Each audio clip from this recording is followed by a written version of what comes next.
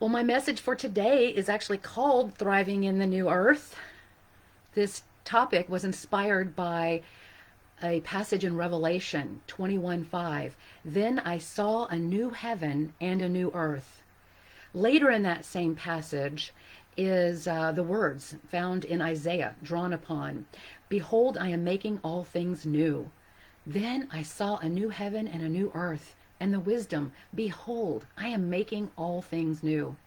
What's interesting is that if you continue to read on Revelation, this wisdom is found as well.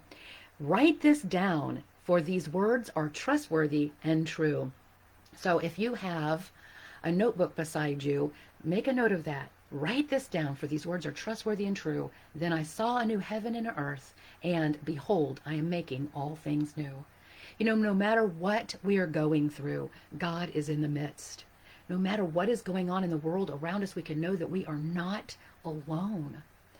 We're moving through an intense time on the planet. Yes, I know we have our variety of experiences. Some people are seeing this as the great calm.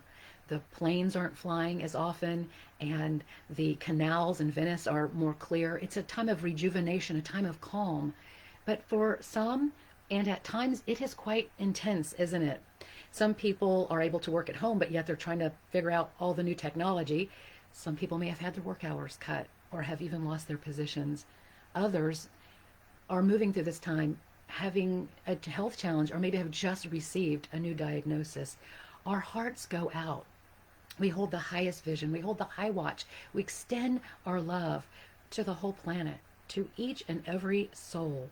And we commit to reaching out and staying connected. We reach out through making phone calls. We reach out in social media.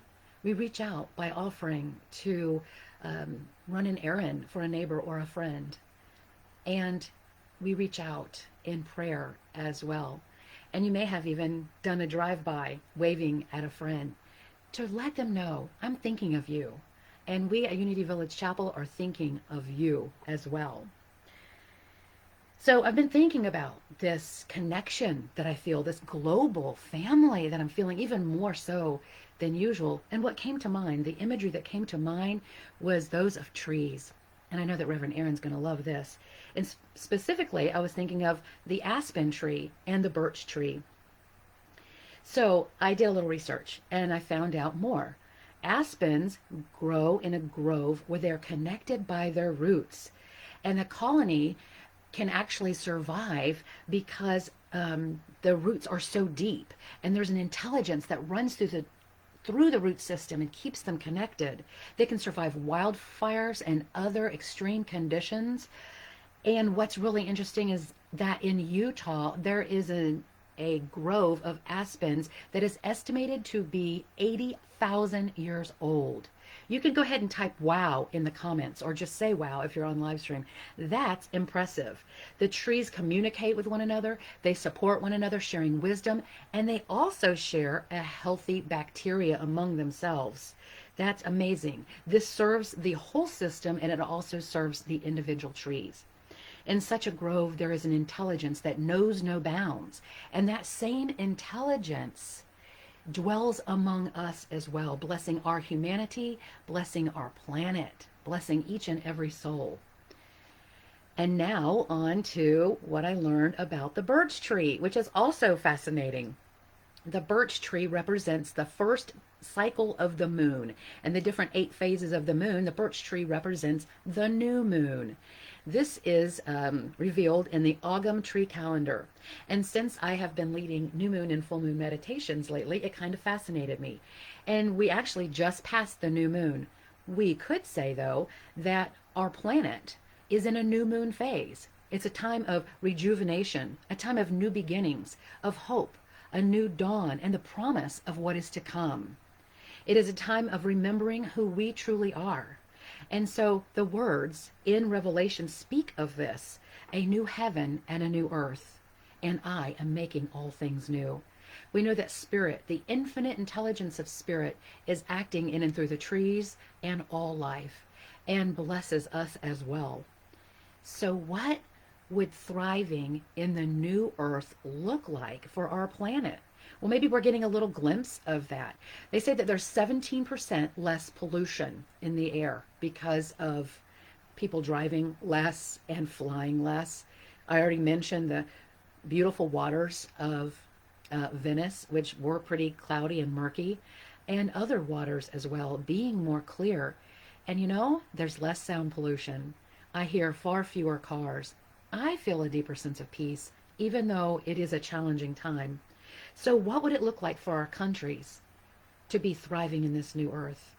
For organizations, for individuals, for education, for politics, for a healthcare system, for our food supply, for workers, and for families.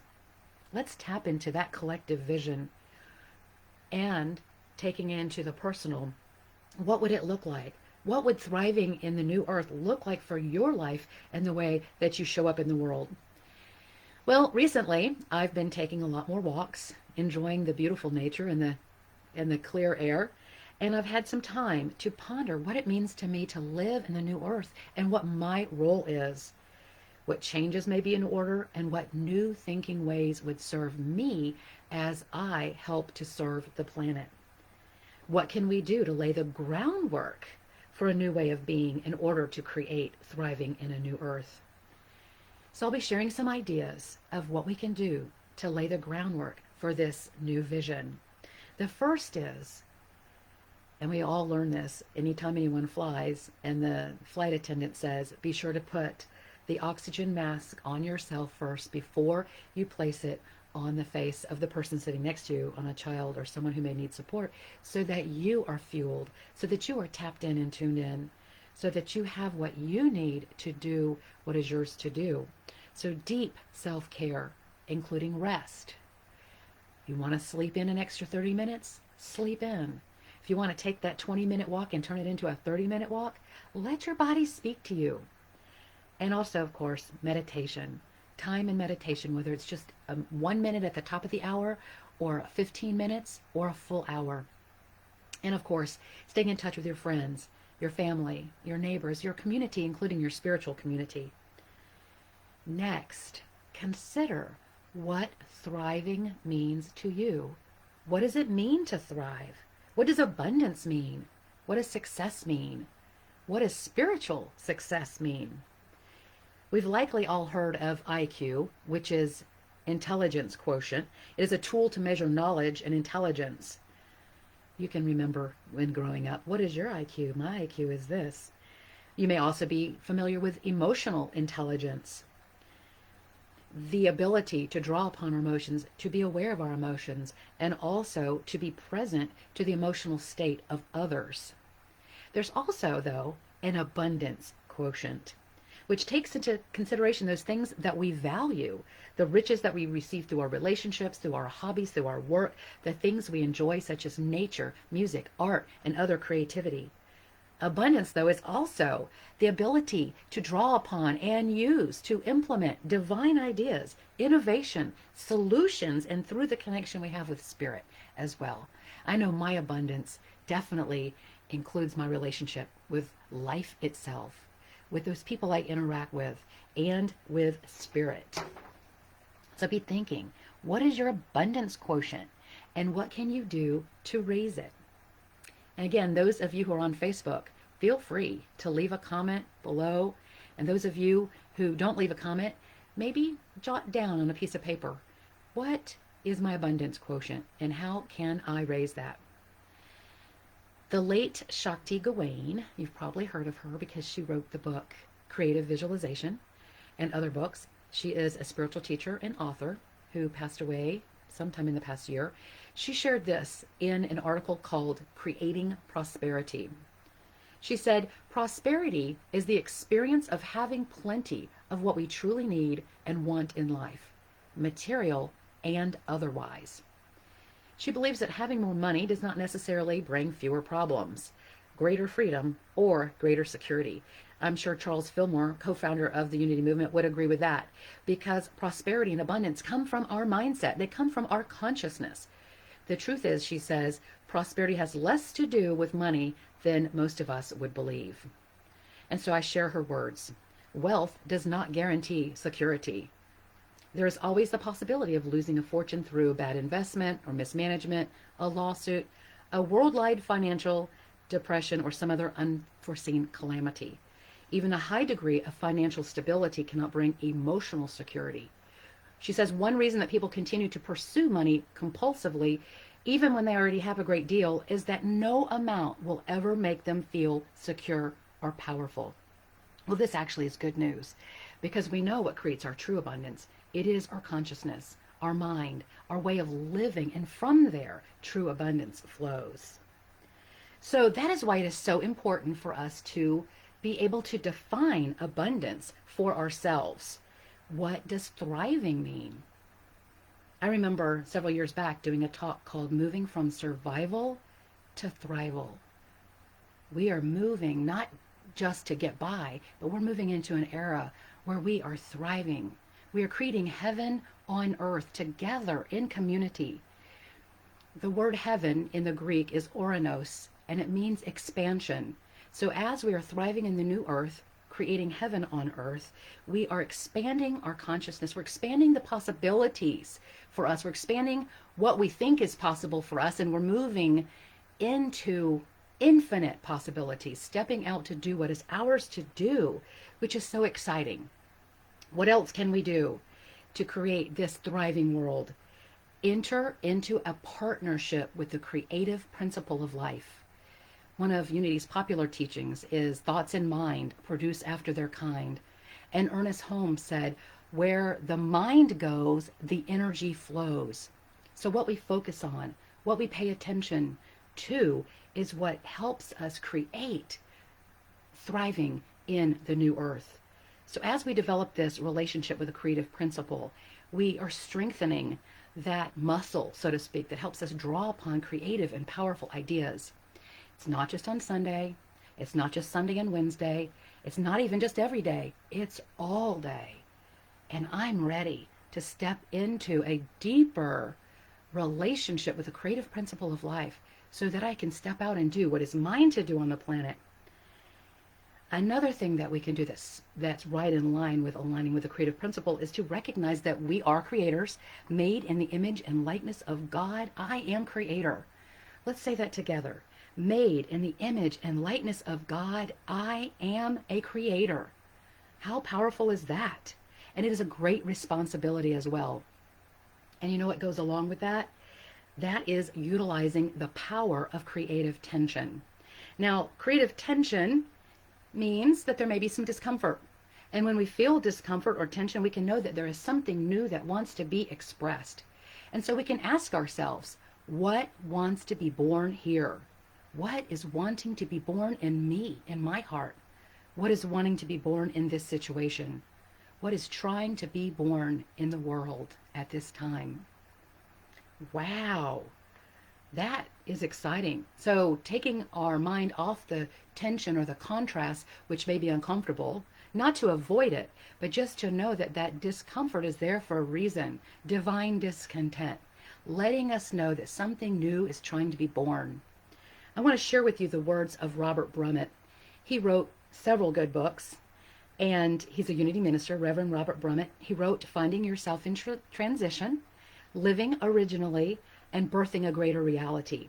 He shared these words of wisdom from Birthing a Greater Reality, and I'm going to paraphrase because I like to paraphrase. He says, when it feels like the end of your world, you have arrived at a point of magnificent opportunity. The possibility of transforming every dimension of your life. He says that it is time to release old ways of thinking and enter the ground of your being. The ground of your being. You know, every Sunday when we start our services in Unity and at Unity Village Chapel, we say there's only one presence and one power active in my life, God the good, omnipotent. That is the doorway to the ground of our being. That is one way. Meditation, sitting in the silence, so that we remember the truth, the foundation of our lives. And he goes on to say, use your spiritual navigation system. I call it your GPS, your God positioning system. Use your spiritual navigation system and go to the depths of your soul. You will find yourself emerging as a conscious, co-creator of your reality and an active participant in global transformation. Wow, powerful words. Amen. Can I get an amen? Yes, amen. I had a visual of the phoenix rising up out of the ashes. And perhaps there's another symbol for you that symbolizes your soul, your heart expanding to live more fully in this new way. You know, there's a natural urge towards awakening. Charles Fillmore spoke of this when he spoke of studying scripture, when he encouraged people to look at the stories and take each character and know that that is our story. We can also metaphysically interpret the stories of our lives, the stories that we tell ourselves, the stories that we see around us, and know there's something going on. We were made for these times. There's an awakening happening, and we have a powerful role to play. Are you ready to step into the next level, the next expression of who you are? You can even think of it as an upgrade. If you've upgraded your software recently, and you probably have, because we all have that on our laptops or our phones, we can know that the universe, our own higher self, our soul is up-leveling, upgrading us. How about this? Are you ready to be you, but wiser? You with more clarity. You expressing true love and peace, that which you truly are. You ready to take inspired action in the world. An up-leveled version of you with all the beauty and wonder and passions and interests and talents of who you are, but in technicolor, bold, courageous, audacious, ready to step out. Knowing that you have a guidance system within, are you ready to let it guide you step by step? You know, sometimes we override our guidance system, and sometimes we may even tell it to hush, or we're busy, we're distracted. But we would be so blessed to honor and listen to and take our next steps based on that guidance system within. We do live in interesting times, don't we? And in order to move through a challenge, we must draw upon those divine ideas, draw upon the deeper aspects of ourselves. There's actually a proverb. It's a Chinese proverb, may you live in interesting times. They see it as a blessing, and we are living in interesting times. The reason it's a blessing is because we are invited to step up and step out in a new and powerful way. And along this way, along this powerful journey, we release limitations and we are liberated. And we play our role in supporting others and liberating their souls as well. So as we tune in, as we go to the ground of our being, we tune into infinite intelligence.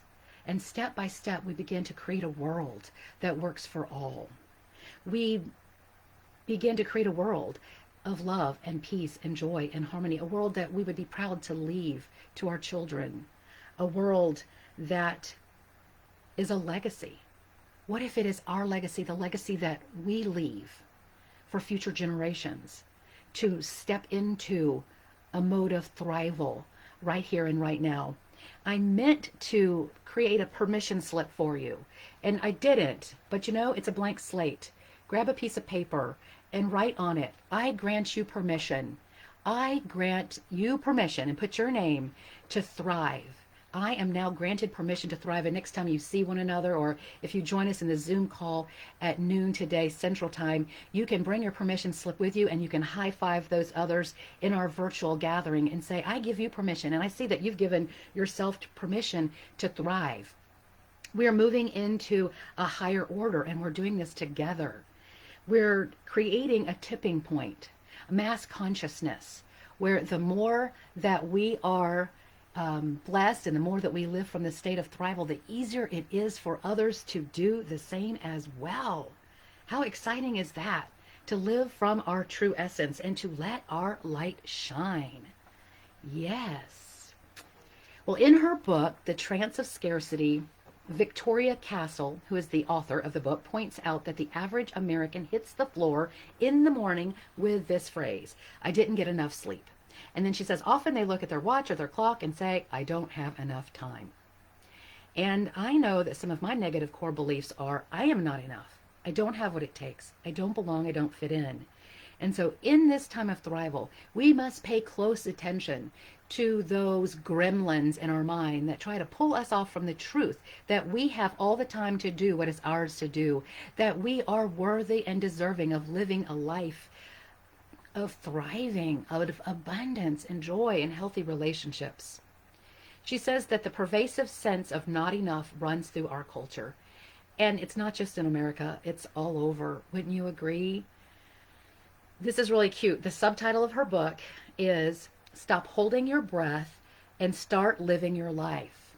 So are you ready? Are you ready to thrive? Are you ready to say what's right with this situation? What's right with me? And let go of that stinking thinking. Let go of thoughts of scarcity, lack, or limitation. Be ready to recommit to up-leveling our thinking so that we can then take action on our new beliefs and new thoughts. We are creating a new earth together. Charles Fillmore, in his book, Dynamics for Living, captures some great concepts around consciousness. He says, the ideas we hold in mind are the basis of our consciousness. The ideas we hold in mind on a regular basis create our consciousness. He says consciousness is the sum total of all ideas accumulated in and affecting our present being. He said it is a composite of ideas, thoughts, emotions, sensation, and knowledge in every phase of mind. The harmonious working together of these components is necessary to bring forth latent possibilities. And so if I were to say that in modern terms, which I love his language, but if I was to say that in modern terms, I would say that shifting our mind, expanding our consciousness, is activating our potential. It's taking what is potential and bringing it into fruition. It's us acting from and living from the truth that we know and that we claim to know in unity. We just live it more fully each and every day.